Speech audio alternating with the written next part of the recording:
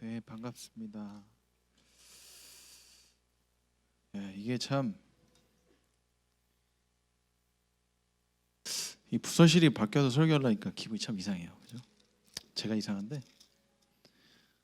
그 2015년까지 제가 여기 다윗중등부에 있다가 2016년에 고3부로 부서 이동을 했고 2017년부터 20년까지 다니엘 중등부를 하다가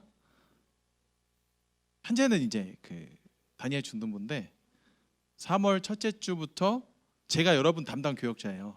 이제 오늘 인사차 이렇게 온 거고 그 졸업 예배를 여러분들 해야 돼서 제가 그래서 이제 같이 이야기를 하고 왔습니다. 이제 우리가 좀 친해져야 되니까 제가 어떤 사람인지 여러분 아셔야 되니까 우리가 친해지기 위한 이제 퀴즈를 낼 텐데 여러분 오늘 그 설교 제목을 잘 들어보시면 돼요. 오늘 설교 제목이 친구는 모든 것을 나눈다 요겁니다. 그래서 여러분 친구가 어떤 사람인지 우리가 알아야 되니까 친구가 어떤 사람인지를 여러분들이 좀 파악을 해야 되니까 제가 퀴즈를 내면 손을 들고 맞히시면 안 됩니다. 여러분 왜냐하면 여기에는 오답만 적혀 있어요. 제가 오답만 저도 답이 뭔지 기억이 안 나요 지금. 제가 이거를 준비할 때는 답을 적어놨었는데 나중에 지웠어요. 오답만 이야기를. 그래서 보니까 저도 답을 잘 모르겠어요. 그래서 오답만 적혀 있으니까 혹시나 손을 들고 정답 하고 외치면 여러분 큰일 납니다. 이해가시죠? 중등부에서는 대부분 학생들이 사실은 지금 이렇게 잠잠한 반응을 보이기 때문에 그러다가 한 3번쯤 문제에 가면 여러분 어떤 현상들이 생기냐면 3번쯤 하면 이렇게 피식 웃어요. 중학생들이. 저게 웃겨? 4번쯤 되면 5번 5번 이렇게 돼야지 여러분들이 정상적인 중학생의 범주에 있는 거예요. 아셨죠? 자, 우리 한번 해보겠습니다. 문제를 내겠습니다. 무서워. 갑자기 깜짝 놀랐어. 자, 문제 1번. 오답을 저는 이야기할 거예요. 여러분 마음속으로는 정답을 생각하시면 돼요. 문제 1번. 재해나 사고, 기근, 가난, 전쟁 등으로 병들고 굶주려 죽어가는 사람들을 찾아가 먹을 것을 주고 치료해주는 등 그들의 생명을 보호하는 일을 하는 국제기구에는 어떤 것이 있는지 한 가지만 써라. 여러분 제가 이 문제를 왜 내냐면요, 공감을 못하는 요즘 청소년들과 어린 학생들의 답을 제가 적어온 겁니다. 실제로 오답을 제출해서 시험 가운데 냈던 걸 제가 뽑아온 거예요. 요즘 학생들이 공감을 하는 거에 있어서 굉장히 좀 어려움을 겪고 있는 것 같아서 왜 그럴까? 하나님께서 우리를 부르신 여러 목적 가운데 하나가 다른 사람들의 아픔을 분명 함께하고 치유하고 공감해주는 역할이 있을 텐데 왜 이렇게 지금의 청소년들이 이렇게 그 마음이 메마르고 건조한 상태가 됐는가, 그게 제 궁금증이었어요. 그래서 이런 문제를 냈습니다. 다시, 재해나 사고, 기근, 가난, 전쟁 등으로 병들고 굶주려 죽어가는 사람들을 찾아가 먹을 것을 주고 치료해주는 등 그들의 생명을 보호하는 일을 하는 국제기구에는 어떤 것이 있는지 한 가지만 써라. 오답, 보험회사. 2번. 뛰어난 선생님이시구나. 문제 2번. 선생님 맞죠? 선생님 아니에요? 학생이에요? 학생이야. 방송팀에 계셔서 선생님인 줄 알았어. 미안해요. 교실에서, 복도에서도, 운동장에서도 2번. 모두가 편안하고 즐겁게 지내려면 무엇을 잘 지켜야 할까요? 초등학교 1학년 바른생활 문제입니다. 오답, 속력. 속력을 잘 지켜야 되는데 초등학교. 자, 이제 어이없어 벌써 지민이. 자, 문제 3번. 여러분이 엄마를 도와드렸을 때 엄마가 어떻게 하셨는지 말해보고 적어보세요. 난 네가 들어가서 노는 게 도와주는 거야. 문제 4번. 화장실을 이용할 때 화장실 문을 열기 전에 해야 할 것이 무엇인지 쓰시오. 오답, 자크를 내린다. 문제 5번. 9에 4를 더했더니 1이 되었다. 어떤 경우인가? 어이없는 경우. 어이없죠? 지금 되게 어이없어 사실. 그죠? 어이없어. 왜 갑자기 처음 보는 목사님이 나타나가지고 이렇게 어이없는 오답들을 던지냐. 여러분 그 공감이라는 게 뭘까요? 공감. 여러분 지금 오늘 우리가 친구는 모든 것을 함께 나눈다라는 메시지를 가지고 여러분들이랑 이제 말씀을 나눌 건데, 여러분 친구하면은 어떤 사람이 친구라고 생각해요? 제가 여러분 친구예요? 슬프다. 그래도 이게 해줄 줄 알았어. 얘네 둘은 잘 아는데. 여러분 제가 여러분 친구하니까 심장이 비수가. 여러분 제가 여러분 친구 아니죠, 그죠? 그럼 이 한국 사람들의 이 사고 방식이요, 친구의 범주가 너무 작아요. 여러분 동갑, 그죠? 여러분 14살, 15살, 지금 다 변했구나. 변한 게 아니라 나이가 먹었구나. 15살, 미안해요. 변한 거 아니야? 여러분 아름다워요. 15살, 16살, 17살, 그죠? 동갑만 친구고 그게 아니면 여러분도 어떻게 이야기해요? 몇 살이세요? 한국 문화야, 그죠? 외국은 안 그래. What is your name 물어봐, 그죠? 영어 쓰면 안 되겠다. 너의 이름이 뭐니? 그럼 I'm Jay. 또 나는 재원이야. 이렇게 대답하죠. 그러면 그냥 친구예요. 근데 한국은 어떻게 해요? 너 몇 살이야? 그래서 나 15살. 언니. 이렇게 되잖아. 그죠? 그리고 남자들은요, 군대 가면 어떻게 되는지 아세요? 이게 서열이 탁탁탁 생겨. 그래가지고 딱 갔다 오잖아. 군대 어디? 해병대 754. 저 750. 선배님, 이게 생겨요. 그러니까 친구가 아닌 그룹이 굉장히 명확해. 그러면 오늘은 제가 친구에 대해서 다시 정의를 내릴 건데, 여러분 친구는 누구예요? 여러분 보통 어떤 사람들을 여러분들이 친구라고 생각하죠? 여러분 학교에 있는 사람들, 그렇죠? 학교에 여러분 같은 반, 여기 다윗중등 보면 우리 반 2학년 뭐 8반이면 2학년 8반 여기 얘네는 그런 내 친구야. 근데 조금 더 좁히면 어떤 사람들이 친구야? 나랑 친한 사람, 그렇죠? 같이 뭐 인스타 감성샷 찍으러 홍대 가서 팔팔 먹고 맛있다 뭐 이렇게 찍은 거 뭐 그런 거 한다든지, 아니면 여러분 뭐 같이 영화 보고 쇼핑도 하고 노래방도 가고 여러분들 좋아하는 거 하잖아요. PC방도 가고 그다음에 딱 갔는데 코로나 확진 문자 뜬 거 보고서 놀래가지고 야 어떻게 우리 갔던데 코로나 확진했대 뭐 이런 거 여러분 하시잖아요. 그런 사람들이 여러분 보통 친구라고 생각을 하잖아, 그렇죠? 그러면 한번 묻겠습니다. 남성 동지들이요, 여성 동지들이요, 여러분들 동포들이요. 여러분은 제 동포입니다. 우리 남성 동지들이요, 여성 동지들, 여러분은 친구가 아파할 때 어떻게 반응합니까? 어떻게 해요? 남성 동지들 잘 들으세요. 누적된 데이터를 통해서 여러분들이 나중에 여자친구를 사귀었을 때 전혀 해가 없을 수 있는 정답을 제가 한 가지 알려드리도록 하겠습니다. 저는 저희 아내에 의해서 수많은 훈련을 받아서 이런 상황에서는 이렇게 대답을 해야 된다를 정확히 배운 사람이기 때문에 이게 정답일 가능성은 커요. 근데 모든 사람들에게 적용되지는 않습니다. 10시에 제가 설교를 해봤더니 10시 친구들이 굉장히 꺄 소리를 지르면서 목사님 이건 아니잖아 이런 반응을 보였지만 저는 그래도 이야기를 할 겁니다. 왜냐하면 그래야 우리 남성 동지들이 여성 동지를 만났을 때 잘할 수 있어요. 여자친구를 만나서 잘 보세요. 자, 문제, 또 다른 문제. 여자친구가 손가락을 베었다, 그죠? 베었어요. 그러면 이때 남자가 해야 되는 행동을 단계적으로 서술하시. 뭐 해야 될까? 남성 동지들 뭐 해야 돼? 솔직히 뭐 해야 돼? 이거 봐, 10시 얘기했던 답이 그대로 나오잖아요. 밴드 갖고 와서 붙이고 약 발라준대. 땡. 아니야. 자, 여러분 잘 들으십시오. 놀라지 마십시오. 자, 손가락이 베었어요. 그럼 남성 동지들 그때 뭐 해야 되냐면 절대로 가서 밴드를 가지러 가면 안 돼. 그러면 여자친구가 화나. 우선 이 피가 나는 손을 보고 많이 아프겠구나, 이걸 해야 돼. 그 다음에 이걸 하고선 그냥 밴드를 가지러 가면 큰일 나.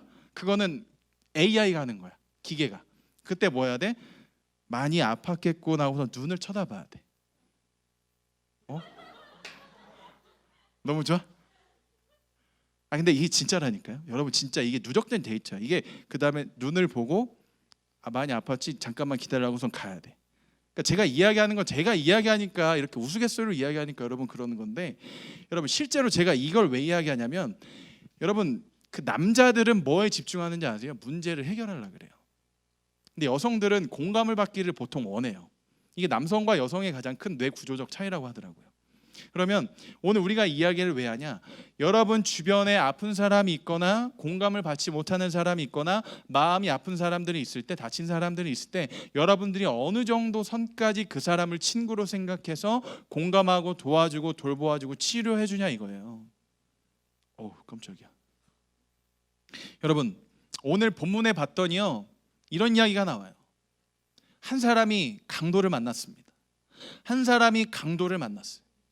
이 사람이 강도를 만나자 세 사람이 이 사람의 강도 만난 모습을 보고, 쓰러져 있는 걸 보고, 이 사람이 거의 다 죽어가는 걸 보고 지나가는데요.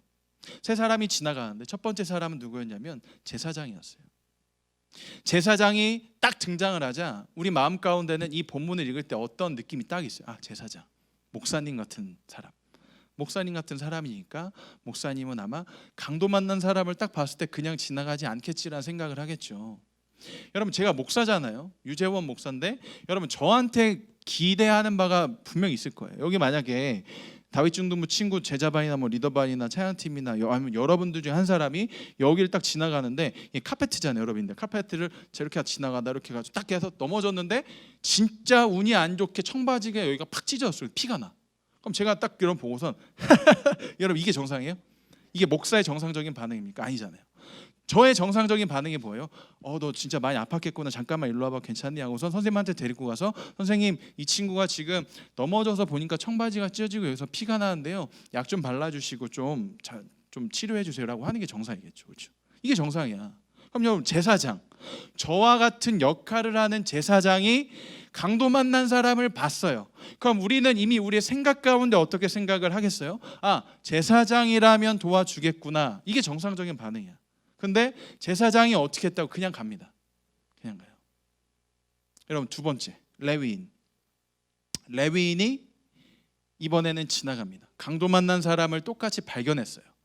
여러분 그런데 이 레위인은 누구냐면 특별하게 부르심을 받은 지파 족속들이에요. 구별된 사람들이에요. 성경에서 하나님의 일을 하도록. 그러니까 하나님의 일을 하도록 특별하게 구별된 지파 족속들이니까 사람들의 마음엔 다시 어떤 마음이 생겨요? 레위인이라면 혹시 몰라.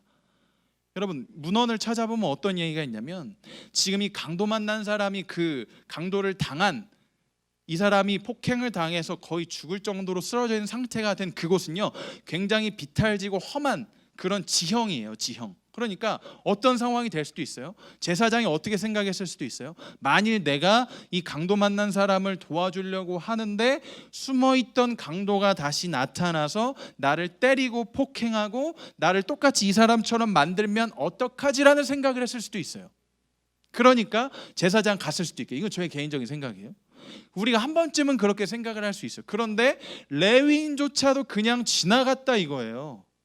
레위인조차도 그냥 지나갔어요. 그러니까 너무 충격적인 거예요. 너무 충격적이야. 여러분 그런데 이 비유가 이 이야기가 왜 나왔는지를 먼저 여러분들께서 이해를 하셔야 됩니다. 율법교사가 예수님께 찾아왔어요. 예수님께 이야기하면 선생님 어떻게 하면 영생을 얻습니까? 물어봐요. 그러니까 뭐라 그래요? 예수님께서 너가 아는 대로 다 해라. 율법교사의 대답이 뭐였어요? 이미 다 알아. 율법을 다 알아요. 이 사람 모든 걸 다 알고 있습니다. 율법을 잘 알아요. 그러니까 예수님이 뭐라 그래요? 그러면 너가 아는 대로 가서 행하라고 예수님께서 말씀을 하세요. 여러분 뭔가 이상합니다. 예수님께서는 이렇게 말씀하신 적이 별로 없어요. 보통 예수님께서 어떻게 이야기하시냐면 주 예수를 믿으라 나를 믿으라 그리하면 너와 내 집이 구원을 얻을 것이다. 보통 이렇게 예수님이 말씀을 하셔야 정상인데 지금 그렇게 말씀하시지 않고 어떻게 했다고요? 이걸 행해라. 그대로 해라. 그럼 너가 살 것이다. 예수님이 이렇게 말씀하셨어요. 그러니까 율법교사 알잖아요. 예수님과 이 대화 가운데서 예수님이 이야기를 하신 거야. 진정한 이웃, 하나님 사랑, 이웃 사랑이 무엇인지를 예수님께서 말씀하시기 위해서 이 비유를 들으신 건데 예수님이 어떻게 이야기하신 거야? 첫 번째, 강도 만난 사람이 있다.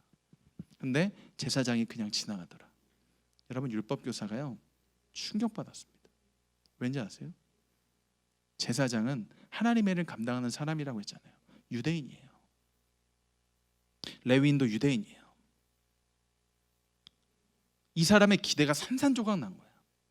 율법교사나마 유대인이었던 것 같아요. 그러니까 이 사람은 이미 머릿속에 제사장이라면 도와줬겠지, 레위인이라면 도와줬겠지 했는데 자신의 기대가 산산조각 나는 지금 경험을 한 겁니다. 예수님 앞에서. 뒤이어 예수님께서 말씀하십니다. 한 사람이 다시 지나가는데 사마리아인이에요. 여러분 사마리아인이라는 건 어떤 뜻인지 아십니까? 유대인과 유다 사람들과 원수지간이에요. 상종하지 않습니다. 여러분 학교에서 그런 친구들이 있을 수도 있어요. 상종하지 않는 친구들, 말도 걸기 싫은 친구도 있을 수 있잖아요. 그런 관계예요. 혼합 종교였기 때문에 유대 사람들은요 사마리아 사람들을 굉장히 싫어했습니다. 그리고 핏줄도 섞였다고 굉장히 싫어했습니다. 멸시하고 천대하고 말도 섞지 않았어요. 피해 다녔어요 서로가. 근데 지금 사마리아 사람이 지나가는데 하니까 율법교사의 마음 가운데 어떤 생각이 들었을까요? 사마리아 사람? 안 도와줄 것 같은데. 왜? 자신의 생각에 이 사마리아 사람은 절대로 이웃이 아니거든요. 친구가 아니거든. 그런데 뒤은 예수님의 이야기가 너무 충격적이었어요. 예수님 뭐라고 말씀하세요? 그 사마리아 사람이 상처를 싸매고 돌보아주고 그리고 이 사람을 데려다가 치유해주라고 돈까지 줘요. 충격적이었습니다. 이 예수님의 이야기가 이어지자 율법교사는 굉장히 충격 가운데 빠질 수밖에 없었어요. 왜요? 자신이 이웃이라고 울타리를 쳐놨던 그 범주에서 벗어난 사람이 지금 강도 만난 사람을 도왔다니까요. 여러분 이 범주가 있어요. 우리가 틀이 있잖아요. 우리 생각 가운데 얘는 내 친구야, 얘는 내 친구 아니야, 얘는 내 친구, 얘는 내 친구 아니야, 이게 있어. 그런데 지금 예수님의 이야기를 듣다 보니까 이 사람이 굉장히 놀랄 수밖에 없어. 왜 놀래? 자신의 이 틀 가운데 없던 사마리아 사람이 아니 어떻게 이 강도 만난 사람을 도울 수가 있지, 이거예요. 반대로 생각해 보면 이 율법 교사가 너무 충격받은 게 뭐냐면, 내가 만일 강도를 당했다면, 여러분 이거예요. 내가 만일 강도를 당했다면, 내가 만일 강도를 만나서 폭행을 당했다면 그 사람을 도운 사람이 누가 되는 거예요? 유대 사람이 아닙니다. 레위인이 아닙니다. 기댔었던 제사장이 아닙니다. 누가 돕는 겁니까? 사마리아 사람이요. 내가 이웃으로 생각해 본 적이 한 번도 없는 그 사마리아 사람이 이 사람을 돕는 거예요. 너무너무 충격적이에요. 여러분, 예수님께서 이 메시지를 우리에게 주신 이유가 뭐라고 생각합니까? 예수님께서 왜 이렇게 할까요? 여러분, 범주를 깨라는 거예요. 범주를, 틀을 깨자는 거예요. 여러분들, 친구는요 모든 것을 나누는 존재잖아요. 친구는요 더 나누자 이거예요. 요즘에 코로나 때문에 여러분 굉장히 우리가 불안한 삶을 살고 있죠. 요즘에 어떻게 합니까? 제가 정말 깜짝 놀란 것 중에 하나가, 심정적으로는 이해가 돼요. 5인 이상 모임 금지잖아요. 그렇죠? 5인 이상 모임 금지인데 여러분, 정말 불가피하게 부모님을 1년 2년 동안 못 본 사람이 있을 수도 있잖아요. 그렇죠?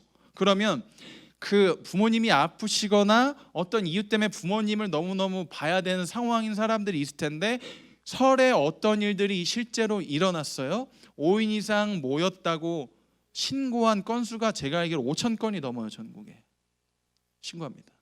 심지어 그런 얘기도 들었어요. 배달의 민족에서 어떤 사람이, 굉장히 많이 먹는 사람이 식사를 5인분 시켰더니 그 사람 혼자 먹으려고 시킨 건데 5인 이상 모였다고 신고했대.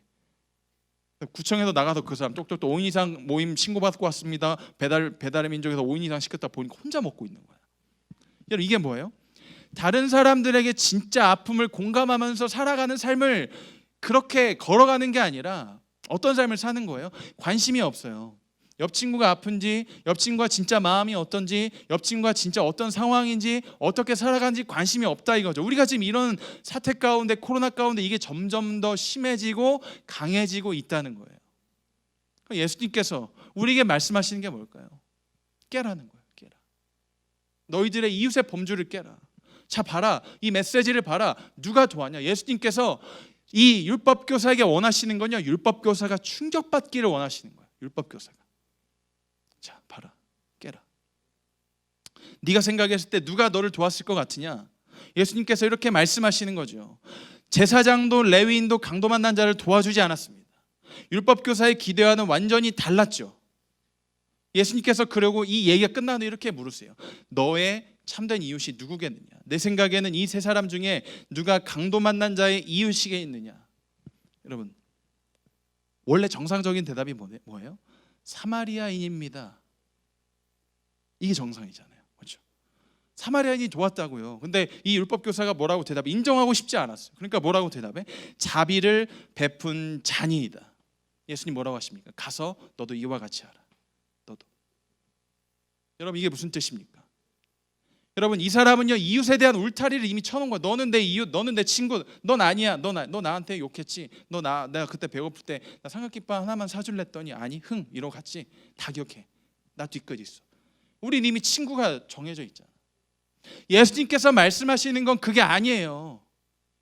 여러분, 이 땅 가운데서 이 하나님 나라를 만들어가기 위해서 우리가 가장 해줘야 될 것 중 하나는 뭔지 아십니까? 누군가의 친구가 되어주고 누군가의 아픔을 공감해주고 아픔을 치료해주는 사람이 되는 거죠. 지금 이 시대 가운데 그런 사람들이 얼마나 필요합니까?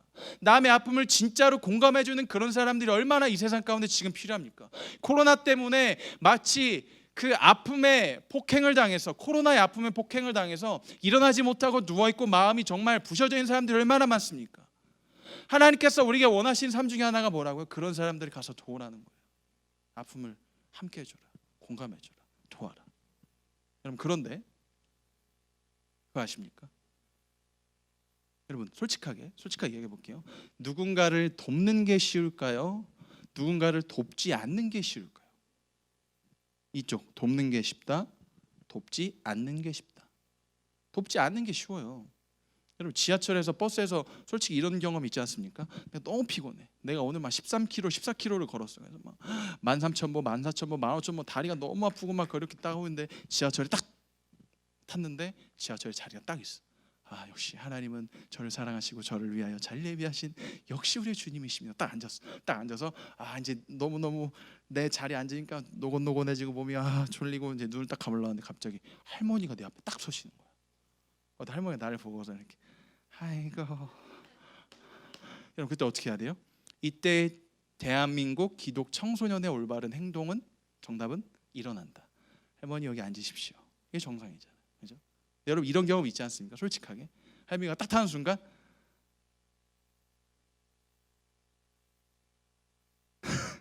있어. 분명 있을 거야. 한 번씩은. 안 그런 친구들도 있겠지만 버스에서 제가 많이 봤어요. 진짜 저는 그거를 생생하게 목격한 적이 있어. 할머니나 할아버지가 그 앞에 딱 서니 갑자기 진짜 젊은 사람인데 갑자기 막 친구랑 얘기하다가 이게 뭐야? 이거 아니잖아요. 여러분 지금 이 시대 가운데 필요한 사람이 누구라고요? 아픔을 공감해주고 함께해주는 사람. 그런데 여러분 잘 보세요. 다시 쉬워요? 어려워요? 어려워. 그러면 이게 왜 어려운지 아세요? 여러분 이거는요 당연한 겁니다. 여러분들에게 지금 충격적인 메시지를 한번 선포할게요. 여러분들은 남을 돕기에 최적화된 사람이 아닙니다. 여러분들은 남을 돕기에 있어서 어려움을 갖고 있는 사람들이 맞습니다. 여러분 그거를 먼저 깨달으셔야 돼요. 누군가를 돕기 위해서 우리는요 사실은 마음을 먹고 막 애를 써야지 돼요.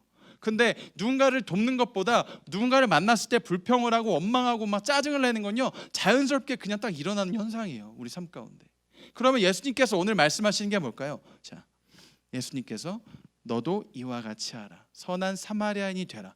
만약에 오늘 말씀이 여기에서 여러분들이 끝났다면요, 여러분 오늘 삶 가운데 돌아가서 오늘 예배가 끝나고 여러분들 일생 가운데 돌아가서 일상 가운데 돌아가서 여러분 어떻게 살아야 되는지 아십니까?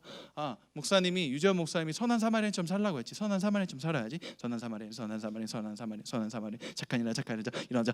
일어났다. 여기 앉으십시오 하고 하면서 뿌듯해 한번 했어. 그다음 두 번째.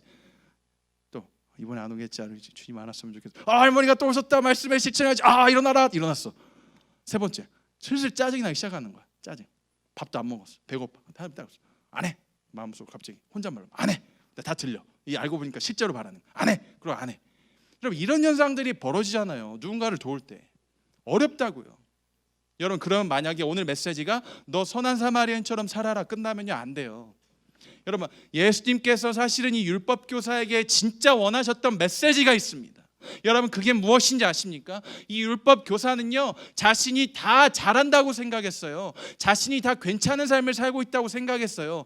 율법을 많이 알고 있었고요. 자신은 진짜 그것들을 지키며 살고 있다고 생각했는데 예수님께서 이 율법 교사에게 진짜 말씀하시고 싶으셨던 건 한 가지입니다. 뭐다? 너는 영적으로 파산 상태다. 너는 영적으로 지금 가난한 상태다. 너는 영적으로 완전히 파산한 상태라는 걸 깨달아야 된다. 너의 힘으로 이웃을 너가 돕기가 쉽다고 생각하느냐? 너는 말씀을 많이 알고 있지만 실제로 그것을 실천하기 어렵다는 걸 깨달아야 된다. 여러분 이거예요. 여러분 영적 파산 상태가 무엇입니까? 내 뜻대로 무언가를 할 수 없는 상태예요. 영적으로. 여러분 그게 우리의 상태 아닙니까? 막 누군가를 도우려고 해도 진짜 마음을 먹어도 뜻대로 안 되잖아요. 그게 우리의 모습이에요. 그게 우리의 당연한 모습이에요. 여러분 제 아들이요 4살짜리 아들이 있어요. 다윗중동부에서 2015년에 결혼했는데 여러분한테 진짜 죄송한 걸 한 가지 고백할게요. 그 당시에 여기서 모티프 8을 연주하시던 자매님이 계셨는데 너무 예뻐서 제가 청혼을 했어요. 그래서 저희 집으로 데리고 왔어요. 그래서 그때 반주자가 상당 기간 동안 없었어요. 여기 세컨 반주자님이 저희 집에 있어요. 지금 저희 집에. 지금 교회 왔어요. 애기들 데리고. 근데 애기를 낳았어요. 첫째는 6살, 둘째는 4살. 근데 둘째가 이제 한 17개월, 18개월 지나가다 보니까 말을 하기 시작해요. 근데 누나가 그 의사놀이 하는 거, 진찰하는 거 그 놀이 가운데 굉장히 빠져 있다 보니까 누나가 항상 이렇게 진찰 그 장난감을 들고 와가지고 제 배나 여기 머리에다 대고 이렇게 해요. 그 다음에 진찰해요. 그 다음에 정상입니다 하고 가. 엄마한테 머리에다 대고 엄마 비정상입니다. 뭐 이런 놀이를 해요 집에서. 근데 애가 이제 18개월, 20개월, 21개월 요 정도 됐을 때 이제 얘가 말을 하기 시작하는데 둘째가 재밌나 봐. 그 누나는 너무 하고 싶나 봐. 그러더니 진찰기를 갖고 오더니 내 머리다 땡땡. 근데 얘는 그 당시에 한 글자밖에 얘기 못 하던 애야. 그러니까 어떻게? 얘는 아정 이게 뭔지 아세요? 아, 정상입니다. 이거야. 그거를 정. 그리고 나 아빠한테 와가지고 이렇게 B. 이게 뭐예요? 비정상입니다. 그럼 제가 이걸 왜 얘기하는지 아세요? 비정상이야. 이거를 여러분들이 정상이라고 생각해야 되는데 여러분들이 비정상이라고 생각하는 게 비정상이야. 뭐가? 내가 할 수 있어야 되는데 왜 나는 크리스찬으로서, 그리스도인으로서, 하나님의 자녀로서 왜 내 뜻대로 못 살까? 그게 정상이라니까요. 놀랍지 않습니까? 그 삶이 정상이야. 그게 비정상의 삶이 아니라 모두가 그렇게 살아요. 내 뜻대로 되지 않아요. 예수님께서 오늘 말씀하시는 게 그거예요. 너희들 뜻대로 안 될 거야. 너희들 뜻대로 살 수 없을 거야. 왜냐하면 너희들은 영적으로 파산한 상태거든. 예수님이 여러분들에게 지금 말씀하시는 게 그겁니다. 너희들이 마음을 먹고 아무리 삶 가운데 들어가서 노력을 하고 노력해봐도 안 된다는 걸 깨달아야 돼. 그 순간이 중요해. 예수님 말씀하시는 거예요. 그럼 예수님께서 진짜 이야기하시는 게 뭐예요? 이 비유를 통해서 예수님께서 여러분들에게 주고자 하셨던 진짜 메시지가 뭘까요? 여러분, 이 사마리아인 이야기는요, 사실은 한 사람을 가리키는 이야기입니다. 여러분, 이 사마리아인 이야기는요, 한 사람을 가리키는 이야기인데 그 한 사람은 누구냐면 여러분들을 위해서 이 땅 가운데 오셔서 강도보다 더하게 실오라기 하나도 걸치지 않고 사람들에게 마음적 폭행을 당하시고 채찍질을 당하시고 십자가를 지고 언덕으로 올라가셨던 그분이에요. 예수 그리스도입니다. 여러분, 이 사마리아인 이야기는요, 예수 그리스도의 이야기예요. 예수님은요, 이 땅에 오셔서 그 누구보다도 사람들을 진짜로 사랑하셨습니다. 사람들을 돕기를 원하셨습니다. 사람들을 마음으로 공감해 주셨습니다. 모든 걸 다 알고 계셨습니다. 그런데 자신의 백성들에게 비난을 받았고 배반을 당했고 사람들이 예수님을 멸시했고 예수님을 천대했고 예수님을 십자가까지 못 박았어요. 예수님의 모습이 마치 선한 사마리아인 같아요. 사마리아, 사람들이 멸시했었던 사마리아. 그런데 예수님께서 어떻게 한 건지 아십니까? 예수님께서 어떻게 한 건지 아세요? 예수님께서 그 나무에 올라가셔서 그 십자가에 올라가셔서 여러분들을 위해서 대신 모든 것들을 짊어지시고 여러분들을 위해서 한 가지를 하신 거예요. 무엇입니까? 십자가를 통해서 여러분들이 죄에 폭행당해서 죄에 맞아서 죄 때문에 강도당해서 쓰러져서 아무것도 할 수 없었던 여러분들에게 선한 사마리아인 예수 그리스도가 이 땅 가운데 찾아오셔서 여러분들을 위로하신 거예요. 이야기하신 거예요. 어떻게? 일어나자. 내가 널 치료해 줄게. 많이 아팠지? 너가 친구라고 생각했었던 제사장도 레위인도 널 그냥 지나갔지. 그렇지만 나는 너를 그냥 두고 가지 않는다. 나는 널 끝까지 돌볼 거야. 책임질 거야. 여러분, 예수님이 지금 그렇게 이야기하시는 거예요. 여러분이 아무리 외롭고 힘들고 여러분들이 내 뜻대로 되지 않는 그런 짜증스러운 상황 가운데서도 예수님이 여러분을 붙들고 계시다는 메시지를 주시는 거예요. 괜찮아. 일어나자. 그리고 여러분들에게 한 가지 의미를 주십니다. 그게 뭔지 아십니까? 안 되죠. 안 되는 게 제가 정상이라고 했죠. 그죠? 정상이에요, 여러분들. 그럼 우리가 어떻게 하면 남을 도울 수 있는 사람이 될까요? 한 가지예요. 동기가 중요해요. 좋은 사람이 돼야지, 좋은 사람이 돼야지, 좋은 사람이 돼야지, 좋은 사람이 돼야지. 안 돼요. 안 됩니다. 그게 인간의 정상적인 모습이에요. 어떻게 이게 가능해집니까?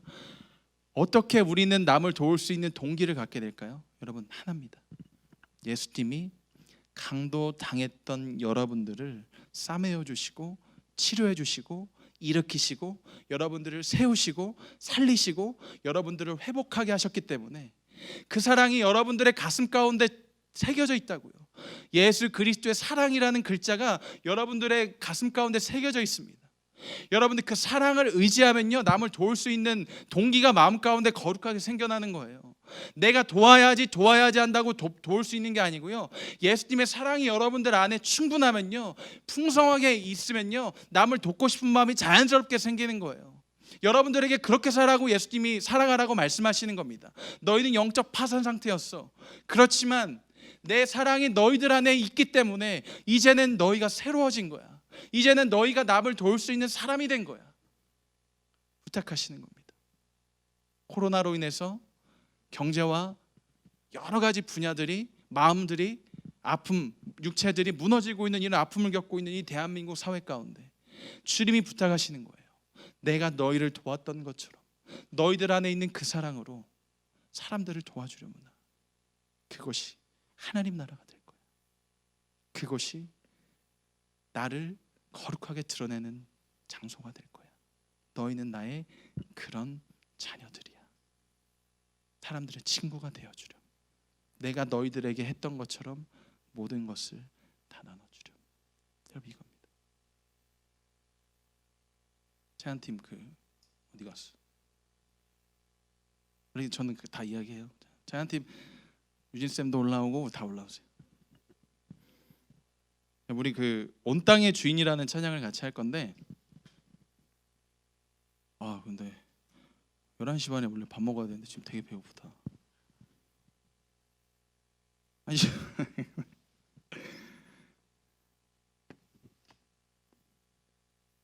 우리 찬양 같이 할 때 자 일어섭시다. 여러분, 이 말씀을 듣고 결단할 때는요 일어서는 게 중요해요. 준수야 다리 아프지? 자 일어납시다. 일어났어.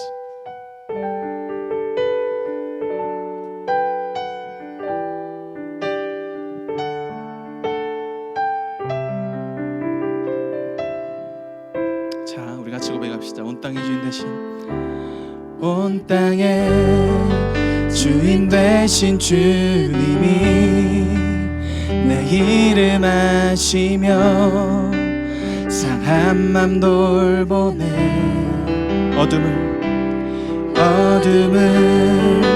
밝히시는 새벽별, 방황하는 내 맘 주의 길 비추시네. 여러분, 이 가사가 복음이에요. 나로 인함이 아닌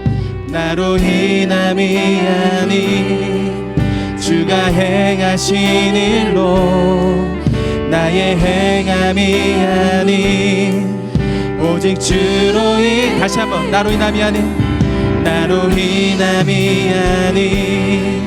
주가 행하신. 여러분, 주님께서 여러분들을 구하신 겁니다. 그렇게 강도 만났던 여러분들을 이끄신 겁니다.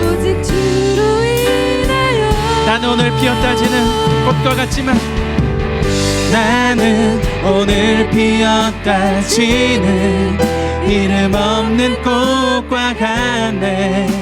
바다에 있는 파도 안개와 같지만 주는 나를 붙드시고 부르짖음 들으시며 날 귀하다. 나는 오늘 피었다 지는 꽃과 같지만 주님을 고백합시다. 할렐루야. 나는 오늘 피었다 지는 이름 없는 꽃과 같네. 바다에 있는 안개와 같지만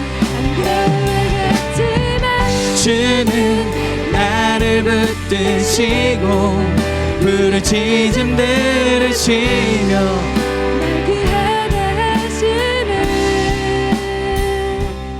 자, 이 분위기가 적응 안 되는 여러분들을 위해서 잠깐 이야기하면, 여러분 이제 깨어날 때가 됐습니다. 여러분, 코로나로 인해서 위축됐던 여러분들의 몸과 마음이 영적 근육 수축됐던 여러분 그 상태를 이제 우리가 벗어나야 돼요. 여러분, 그거를 가능케 하는 게 예배입니다.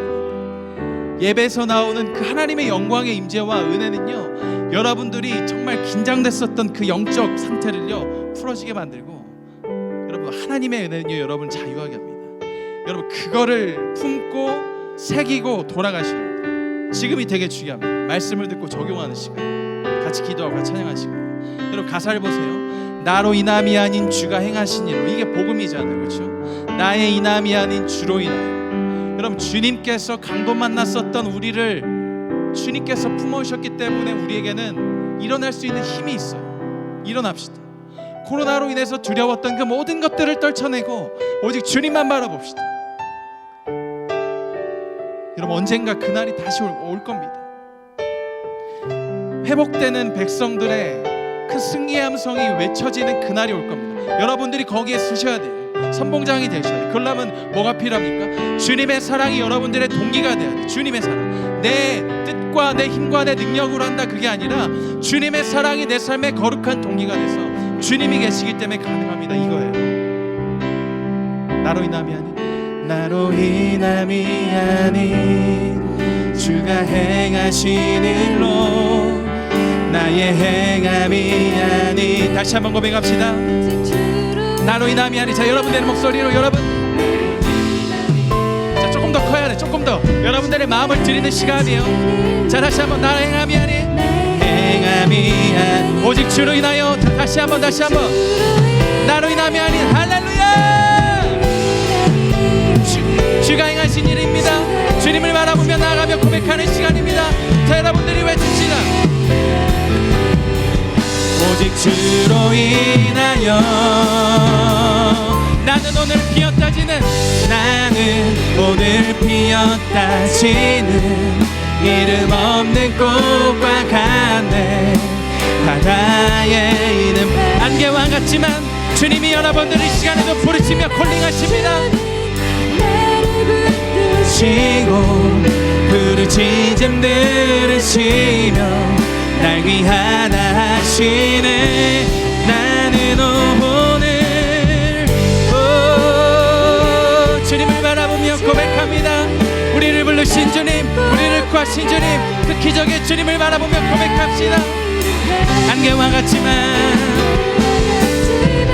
주는 나를 붙드시고 부르짖음 들으시며 날 위하다 하신. 나 오직 주님의 것 함께 고백합시다. 주님의 것, 나 오직 주님의 것, 나 오직 주님의 것, 나 오직.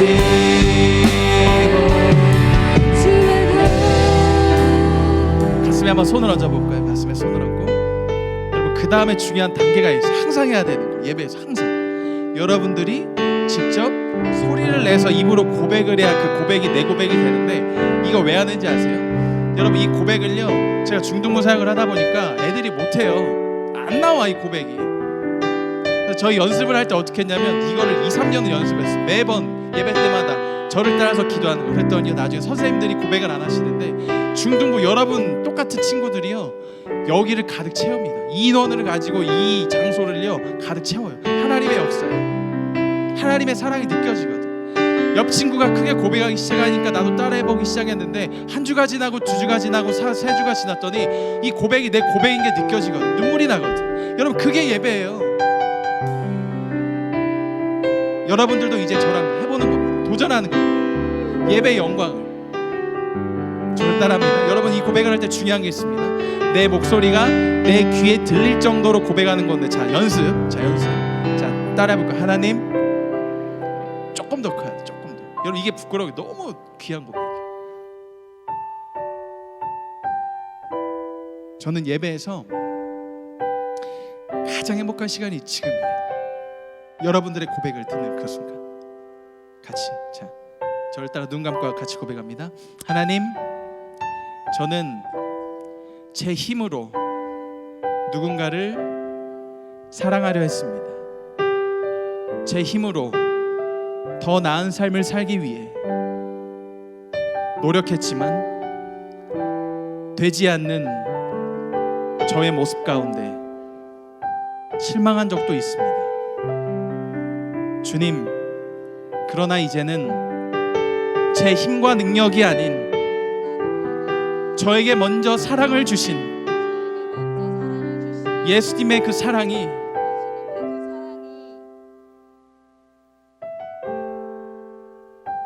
제 안에 있기 때문에